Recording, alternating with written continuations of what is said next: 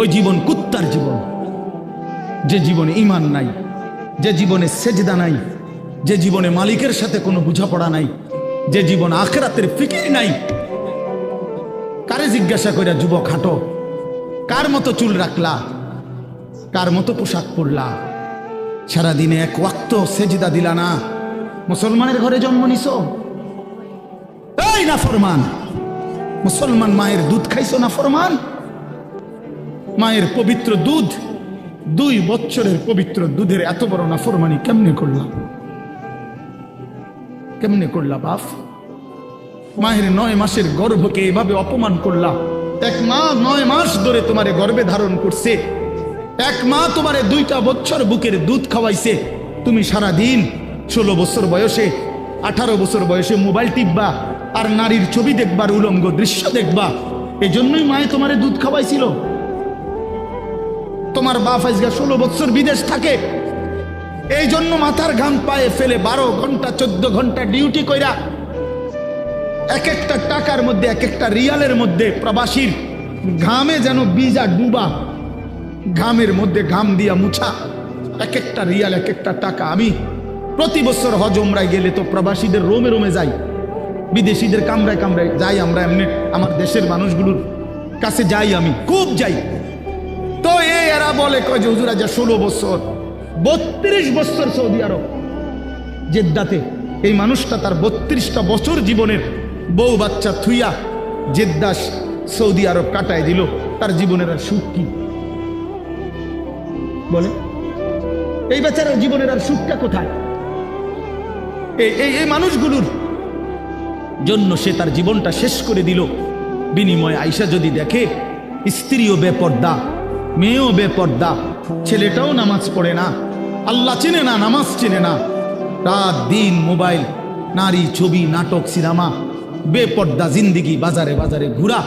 আহা বন্ধু, তাহলে এই বেচারার এই 16 বছরের 32 বছরের মেহনত এই ছিল, এই মাকসাদ। বাপ, তোমার বাপের এত বড় কষ্ট দিও না বাপ। মায়ের দুধের এত বড় বেইজ্জতি কইরো না, মায়ের গর্ভের এ পরিমাণ বেইজ্জতি। আমি একটা ঘটনা শুধু বলি। নবীজির একজন সাহাবী ছিলেন হাবিব ইবনে জায়েদ, আল্লাহর নবীর একজন সাহাবী হাবিব উনার নাম। উনি 16 বছর বয়সে কাফেররা উনারে আটকায় ফেলছিল। আটকানোর পরে এই সাহাবীকে কাফেররা শহীদ করছিল, হত্যা করছিল। কিন্তু হত্যাটা করছে বড় নির্মম ভাবে। ওনার প্রথমে ডান হাত কাইটা ফেলছে, এরপরে বাম হাত কাটছে, ডান পাও কাটছে, বাম পাও কাটছে, জিব্বাটাই না কাইটা ফেলছে, সারাটা শরীর। আমরা উর্দু কিতাবে পড়ছি, ওনারে কাইটা কাইটা টুকরা টুকরা কইরা পিস পিস বানায় ফেলছে। কিন্তু শেষ নিঃশ্বাস যখন যায়, ওই পর্যন্ত ওনারে বেঈমানরা জিজ্ঞেস করছিল যে বল একবারের জন্য যে মুহাম্মদ আল্লাহর রাসূল নয়। উনি বলছে ওয়াল্লাহি আনা আশহাদু আন্না মুহাম্মাদান রাসূলুল্লাহ। এই বেঈমান, আমি শেষ মুহূর্ত পর্যন্ত সাক্ষ্য দিলাম আমার মদিনার নবী মুহাম্মদ তিনি আল্লাহর রাসূল। আমার জান যায় যাক, কিন্তু আমি তাকেই রাসূল মনে করি। এইভাবে উনি জীবন দিছেন, ওনারে কাইটা টুকরা টুকরা করে ফেলে দিছে। আল্লাহর কসম বাপ, প্রিয় ছেলেরা, আমার হাত জোড় করে বলি বন্ধু, এই খবর যখন মদিনায় ওনার মা, উনিও সাহাবী ছিলেন, মহিলা সাহাবী, উম্মে আম্মারা মায়ের নাম, উম্মে আম্মারা, এই মহিলার কাছে খবর আসছে যে মা, তোর ছেলেকে বেঈমান শহীদ করছে, কাইটা টুকরা টুকরা করে ফেলছে, হাত পাও আলাদা আলাদা করে কাটছে, একটা একটা করে শরীরটা গোস্তের টুকরার মতো বানায় ফেলছে।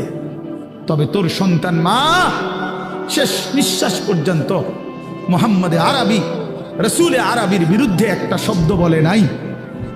খোদার কসম বন্ধু, আমরা কিতাবে পড়ছি, ওই মা তখন একটা চিৎকার দিয়া বলছে, মদিনাবাসী শোনো, লিহাযাল ইয়াউমে আরদাতুহু, এমন একটা দিনের জন্যই আমি মা আমার সন্তানকে বুকের দুধ খাওয়াইছিলাম।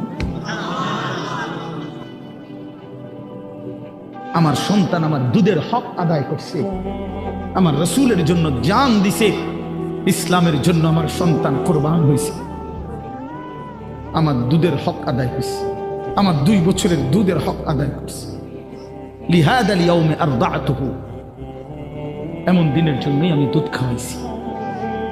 প্রিয় ভাই, বলো তুমি কাফের অনুসরণ করবা বড় হইয়া, এজন্য মা দুধ খাওয়াইছিল? ইহুদির মতো চুল রাখবা, খ্রিস্টানের মতো, কাফেরের মতো বলো বাবা এক ওয়াক্ত নামাজ পড়বা না, এই জন্য মা তোমারে দুধ খাওয়াইছিল? তাইলে বলো বাবা, ইনসাফের সাথে বলো। এটা ফিকির করা উচিত, এটা ইনসাফের সাথে ফিকির করা উচিত। এই জন্য দোস্ত আমার, বন্ধু আমার, প্রিয় ছেলেরা আমার, সবার কাছে অনুরোধ, বাপ নিজের পরিবর্তন দরকার। আমারে মনে করো 10,000 মানুষ চিনে, কিংবা 10 লাখ মানুষ এখন চিনে, তোমার লাভ কি? আমার জানার বিষয় হলো এটা। সবাই চিনে মনে করো, একবারে 1 কোটি মানুষ চিনে, তো কি হয়েছে এতে? তোমার কি? নওজোয়ান ভাই বলো, এতে তোমার কি? তোমার ফায়দাটা কি? তাহলে কাজে এখানে এটা কোনো বিষয় না। জনপ্রিয়তা, এতে চেনে হেতে চিনে, এটা কিছুই না। আমি নিজের জন্য কিছু নিলাম কিনা, আমার জন্য কোনো কিছু গ্রহণ করলাম কিনা, এটা হলো দেখার বিষয়, এটা দেখার বিষয়। এই জন্য আমরা প্রত্যেকেই, এই শুধু আমার একটা ওয়াজ না, আমরা প্রত্যেকে উলামায়ে কেরামের এই নসিহতগুলো, শুক্রবারে জুমার বয়ান ইমাম সাহেবদের, এবং যে কোনো মাহফিলের এই যে ওয়াজ, উলামায়ে কেরামের নসিহত, এগুলো মনোযোগ দিয়ে শোনা উচিত। আল্লাহর কোরআনের প্রতি আন্তরিক হওয়া উচিত, ইসলামের প্রতি আন্তরিক হওয়া উচিত। নিজের জন্য সবক নেওয়া, নিজের জন্য গ্রহণ করা, এটা দরকার, এটা দরকার। সাহাবায়ে কেরাম এটা বুঝতেন, এজন্য নিজের জন্য নবীজির কাছ থেকে নিত্যদিন আমল জিজ্ঞেস করতেন। আয়েশা আয়েশাই নবীজিকে বলতেন, ইয়া রাসূলুল্লাহ মুরনি বিআমালিন দুল্লানি বিআমালিন মুরনি বিশাইইন।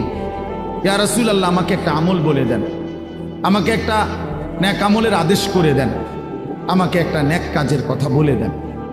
আল্লিমনি মিম্মা আল্লামাকাল্লাহ, হে আল্লাহর নবী, আল্লাহ আপনাকে যে ইলম দান করেছেন কোরআন সুন্নাত, আপনি আমাকে সেখান থেকে কিছু শিখিয়ে দেন। এই যে শিখতেন, জানতে চাইতেন নিজের জন্য। হযরত জুনদুব ইবনে আব্দুল্লাহ, একজন সাহাবী, জুনদুব ওনার নাম, 14-15 বছরের সাহাবী।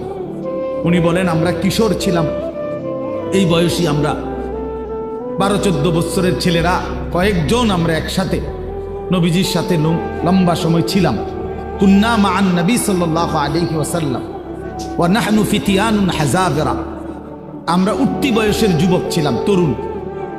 তো আমরা কি করলাম? নবীজির সাথে থেকে ফাতাআল্লামনাল ঈমান, আমরা রাসূলুল্লাহ সাল্লাল্লাহু আলাইহি ওয়াসাল্লামের কাছ থেকে ঈমান শিখলাম, ঈমান শিখলাম। তাহলে ঈমান শিখতে হয়, ঈমান বুঝতে হয়। শুধু কালেমা লা ইলাহা ইল্লাল্লাহ মুহাম্মাদুর রাসূলুল্লাহ, এটা তো কালেমা, বাক্য। যে এটা আমার কাছে কি চায়, এই কথা আমার কাছে কি দাবি করে? লা ইলাহা ইল্লাল্লাহ বলতে আমাকে কি বলতে চাচ্ছে? মুহাম্মাদুর রাসূলুল্লাহ বলতে আমার কাছে কি বলতে চাচ্ছে? এটা বোঝা উচিত, এটা শিখার বিষয়, জানার বিষয়। ঈমানের জন্য ক্ষতিকারক কুফর, শিরিক, নিফাক, 3 জিনিস ঈমানকে ক্ষতি করে। 1 হলো কুফর, কুফুরি, 2 হলো শিরিক, 3 নাম্বার হলো নিফাক, মুনাফিকি। তো এই 3 জিনিস কি করলে কুফর হয়, কি করলে শিরিক হয়, কি করলে নিফাক মুনাফিকি হয়, এটা জানা ঈমানের জন্যই জরুরি, যেন আমি সেই ভুল না করি, আমার দ্বারা যেন শিরিক না হয়, কুফর না হয়, নিফাক না হয়। তাহলে এটা শিখার বিষয়। এটা রাসূলুল্লাহ সাল্লাল্লাহু আলাইহি ওয়াসাল্লামের কাছে থেকে সাহাবায়ে কেরাম শিখতেন। হযরত আব্দুল্লাহ ইবনে ওমর বলেন, কুন্না নাতাআল্লামুত তাওহীদ, আমরা নবী সাল্লাল্লাহু আলাইহি ওয়াসাল্লামের কাছে তাওহীদ শিখতাম, কালেমা লা ইলাহা ইল্লাল্লাহ। তাহলে শুধু এই একটা বাক্য মুখস্থ করা এটা না, ওনারা তো আহলে লিসান, ওনারা তো মাতৃভাষাই আরবি, ওনারা এটা মুখস্থ করবে, এটা একবার শুনলেই তো ওনারা বলতে পারবে, কারণ ওনাদের ভাষাটাই তো কি আরবি। তো তাইলে এতদিন থাইকা কি শিখলেন? আল্লাহ নবীর কাছে ঈমান শিখলেন। তো সাহাবী বলেন, সুম্মা তাআল্লামনাল কোরআন, প্রথমে আমরা নবীজির কাছে ঈমান শিখলাম, অতঃপর আমরা কোরআন শিখলাম, অক্ষর অক্ষর, শব্দ শব্দ, আয়াত আয়াত নবীজির কাছে আমরা শিখলাম। ফাজদাদনা বিহি ঈমানান। আর এই কোরআন যখন শিখতে লাগলাম তো প্রতিটা আয়াত, প্রতিটা বাক্য কোরআনের আমাদের ঈমান আগের চাইতে বাড়াইতে থাকলো, আমাদের ঈমান বাড়াইতে থাকলো। ওয়া ইদা তুলিয়াত আলাইহিম আয়াতুহু যাদাতহুম ঈমানা। আল্লাহ বলছে মুমিনের সিফাত এটা। ঈমানদার তাকে বলে যার সামনে যখন আল্লাহর কোরআন পড়া হয় তার ঈমান আগের চাইতে বেড়ে যায়, ঈমান বেড়ে যায়, ঈমান বেড়ে যায়। ওয়া ইদা সামিউ মা উনজিলা ইলার রাসূল তারা আ'য়ুনাহুম তাফীদু মিনাদ দাম'i মিম্মা আরাফু মিনাল হক। আল্লাহ তাআলা কোরআনে বলেন, বন্ধু আপনার সাহাবীদের দিকে তাকায়া দেখেন, এরা আল্লাহর কোরআন যখন শুনে আপনার জবান দিয়ে, তখন আপনি তাকাইলেই দেখবেন এদের প্রত্যেকের চোখ দিয়ে এই কোরআন শুনে তারা আ'য়ুনাহুম তাফীদু মিনাদ দাম'i, তাদের চোখ দিয়ে অঝরে পানি ঝরছে, তারা কাঁদতেছে আল্লাহর কোরআন শুনে। এই যে দিন শিখছে, কোরআন বুঝছে, আল্লাহর কাছ থেকে, রাসূলুল্লাহ সাল্লাল্লাহু আলাইহি ওয়াসাল্লামের কাছ থেকে শিখছে। এই জন্য দোস্ত, আমরা অনেক মানুষ আছি বছরের পর বছর, দিনের পর দিন মসজিদের ইমাম সাহেব জুমার বয়ান করে, কেউ পাত্তা দেয় না, বেচারার বয়ান বেচারাই করে, বয়স্ক লোক বসে বসে জুরায়, আর কিশোর তরুণ নওজোয়ান পিছনে বসে খামখেয়ালি গাফলতি দুষ্টামি করে। তাদের দিলের মধ্যে ইবলিস শয়তানে বসায় দিছে যে হুজুরদের এসব কথা তোদের জন্য না, এগুলোর মধ্যে কিছু নাই, এগুলো কোরআন হাদিসের কথা, এগুলো হুজুররা, এগুলো উনাদের ব্যক্তিগত বিষয়, তোদের জন্য না। এজন্য ছেলেরা মনোযোগী হয় না। অথচ আল্লাহর কোরআন তো আমার জন্য, তোমার জন্য, প্রত্যেকের জন্য। কিন্তু 52 সপ্তাহ একটা বছরে, এক বছরে 52 জুমা, তাহলে একটি মসজিদে বছরে 52 বার ইমাম সাহেব বয়ান করে। 40-50 মিনিটও যদি গড়ে বয়ান করে, একজন বক্তাও এতটুকুই বয়ান করে, 1 ঘন্টা, সোয়া ঘন্টা, 50 মিনিট, 1 ঘন্টা। তাইলে 52 সপ্তাহ বয়ানের পরেও একজন মুসলমান যদি 30 বছর এই জুমার বয়ান শোনে, তাইলে 30-52 কতদিন? এত লম্বা সময় আল্লাহর কথা শুনবার পর ওনার তো পরিবর্তন হওয়ার কথা। অথচ 50 বছর, 60 বছরেও দেখা যায় এই চাচা প্রত্যেক জুমায় নামাজ পড়ে, বয়ানও শুনে, কিন্তু আজকে 60 বছর এখনো বিড়ি সিগারেট খায়।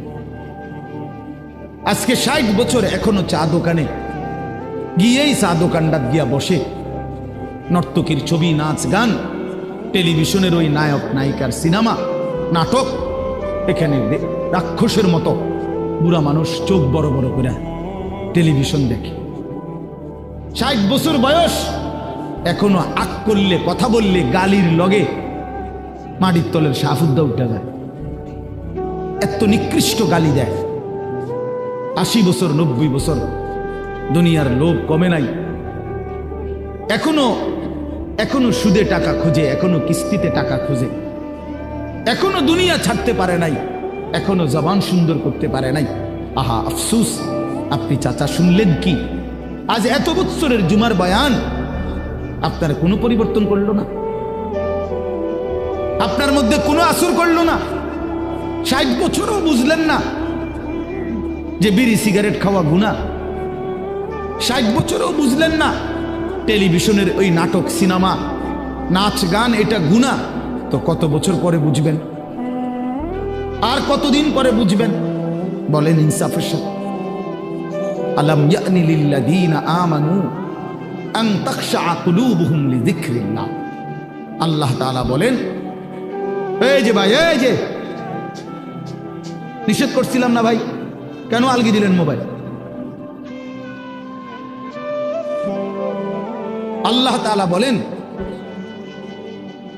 আলাম ইয়ানি লিল্লাযীনা আমানু আন তাখশা কুলুবুহুম লিযিকরিল্লাহ।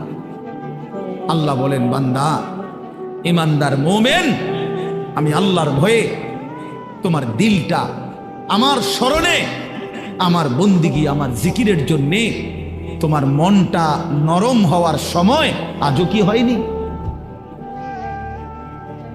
বলো বাবা, কিশোর নওজোয়ান, তোমরা 365 দিনের এক বছরে কোনোদিন যে ফজরের নামাজ কোনোদিন পড়লা না, প্রিয় ভাই বলো, তুমি কি তাহলে আর কোনোদিন নামাজ পড়বা না?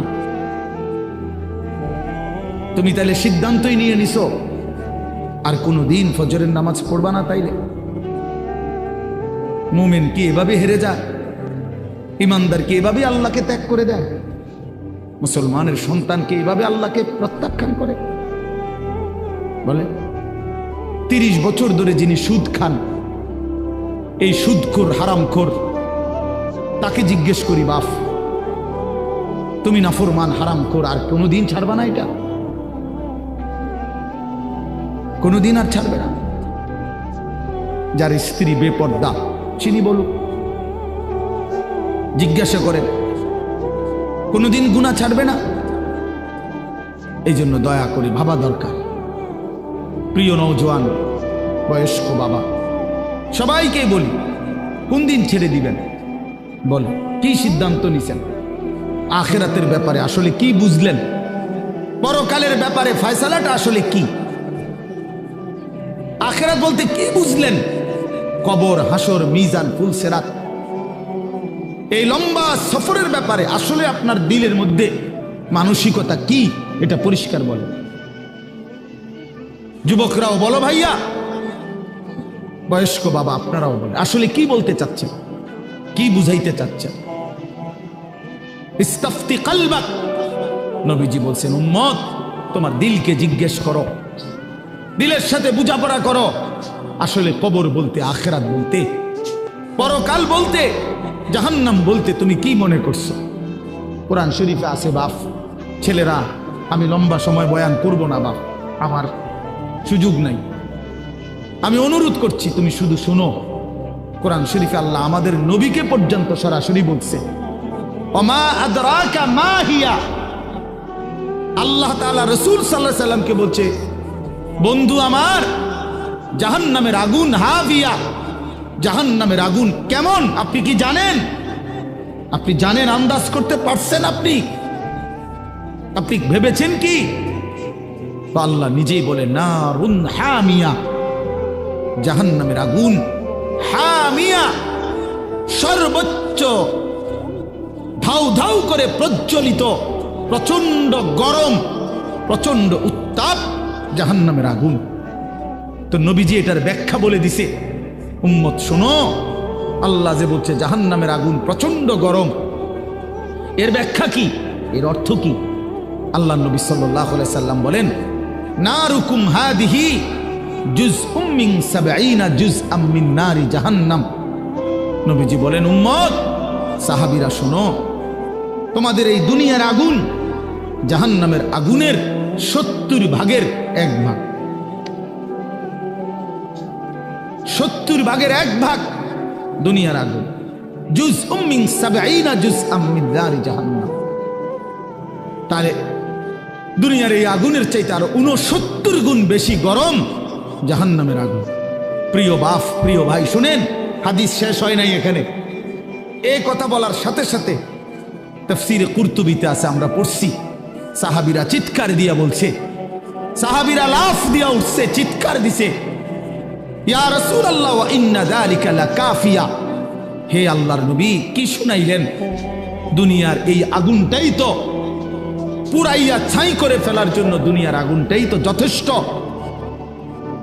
আল্লাহর নবী বললেন, তাহলেই ভেবে দেখো উম্মত, দুনিয়ার আগুনই যদি এভাবে জ্বালাইয়া ছাই করে দেয়, এর চাইতে 69 গুণ বেশি আরো গরম জাহান্নামের আগুন, সেটা কি পরিমাণ জ্বালাবে এবং কতটা দ্রুত জ্বালাবে, কি পরিমাণ আগুনের অগ্নিদগ্ধতা, গরম উত্তাপ কি পরিমাণ। নারুল্লাহিল মুকাদা আল্লাতী তাত্তালিউ আলাল আফইদা, আল্লাহ বলছে, বান্দা মনে রেখো, জাহান্নামের আগুন কিন্তু তোমাদের লাকড়ি জমাইয়া তোমরা মেসের কাঠি দিয়া জ্বালাইছো, এটা না, এটা নারুল্লাহ, এটা আমি আল্লাহর হাতের জ্বালানো আগুন, এই আগুন আমি জ্বালাইছি। এই আগুন আমার জ্বালানো, কাজে আন্দাজ করো আমি মাওলা কত বড় ক্ষমতাবান, আমার আগুন কত বড় ক্ষমতাবান, কতটা গরম হবে।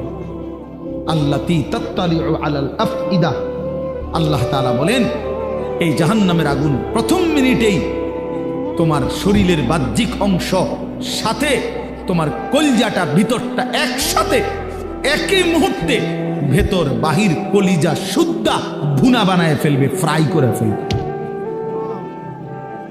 একসাথে। খামখেয়ালি করো না যুবক, নওজোয়ান। রং তামাশার এই জিন্দেগির শেষ আছে। প্রতি রাতি ভোর হয়, প্রতিদিন সন্ধ্যা হয়। অতএব তোমার যৌবনও শেষ হয়ে যাবে, হয় কবরে নয় বৃদ্ধ বয়সে। প্রিয় কিশোর, মনে রাখো প্রতি রাত ভোর হয়ে যায়, প্রতিদিন সন্ধ্যা হয়ে যায়। বাসর রাতও ভোর হয়, ফাঁসির রাতও ভোর হয়,